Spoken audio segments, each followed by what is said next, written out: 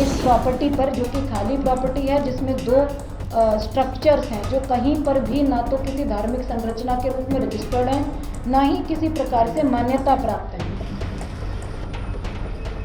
उन स्ट्रक्चर्स को कुछ लोग मदरसा कहते हैं, कुछ लोग उसको नमाज स्थल कहते हैं, लेकिन उसका विधिक रूप से दस्तावेजों के अंतर्गत कोई अस्तित्व वर्तमान में नहीं है।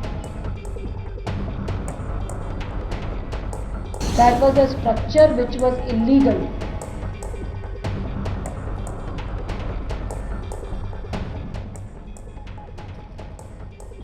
8 फरवरी को हल्द्वानी के बनभूलपुरा क्षेत्र में हिंसा भड़कने के बाद जिला मजिस्ट्रेट ने 9 फरवरी को एक प्रेस कॉन्फ्रेंस की, जिसमें उन्होंने बताया कि अतिक्रमण विरोधी अभियान के लिए पूर्व सूचना दी गई थी। उन्होंने ये भी कहा कि 2 ध्वस्त संरचनाएं, जिन्हें कुछ लोग मदरसा कहते हैं, धार्मिक संरचनाओं के रूप में पंजीकृत नहीं थी।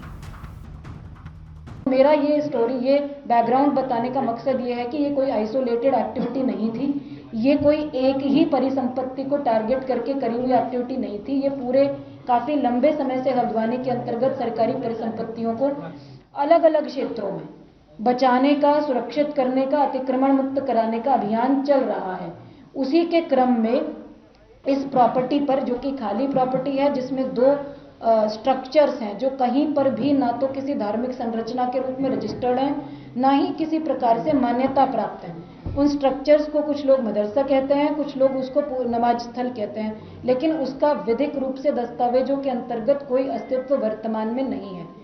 उनको हमने खाली कराया, जो ओपन स्पेस था उसका कब्जा ले लिया गया और एक नोटिस परिसंपत्तियों पर, स्ट्रक्चर्स पर चस्पा करा गया, क्योंकि कथित रूप से ये एरिया मलिक का बगीचा नाम से जाना जाता है, जबकि कागजों में जो डॉक्यूमेंट्स हैं, दस्तावेज हैं नगर निगम के, वहाँ मलिक का बगीचा के नाम पे दर्ज नहीं है, नगर निगम की नजूल भूमि के रूप में दर्ज है। मदरसा जिसको कहा जा रहा है, उस भवन को सील कर दिया गया, सभी की सहमति ली गई, वो हमारे पोजीशन में था, नगर निगम के एडमिनिस्ट्रेशन के पोजीशन में था, पीएसी वहां पर पोस्टेड थी, किसी भी व्यक्ति का उसमें कोई अहित होने की संभावना नहीं थी, कोई उसके अंदर रह नहीं रहा था, कोई बेघर नहीं हो रहा था, किसी का घर, आवास स्थान उसमें इन्वॉल्व नहीं था। That was a structure which was illegal. गौरतलब है कि हिंसा में 100 से अधिक पुलिसकर्मी घायल हुए हैं और 2 लोगों की जान चली गई है। इलाके में फिलहाल इंटरनेट सेवाएं निलंबित कर दी गई हैं और कर्फ्यू लगा दिया गया है। वहीं दंगाइयों को देखते ही गोली मारने के आदेश दिए गए हैं।